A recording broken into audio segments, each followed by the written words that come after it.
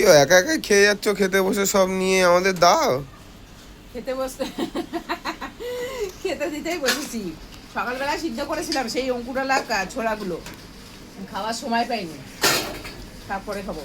আগে কি কি রান্না করেছি বন্ধুরা, দেখো কি কি রান্না হয়েছে। হায় হায়, দেখো আজকে রান্না হয়েছে, এখানে হচ্ছে উচ্ছে সেদ্ধ, আর এখানে পটল আলু ভাজা, আর এখানে হচ্ছে থানকুনি পাতা বাটা, এখানে এই যে আজ থেকে আবার ঢং শুরু হচ্ছে, একটু ভাত একটু ডালিয়া, এই যে ডালিয়া করে নিয়েছি।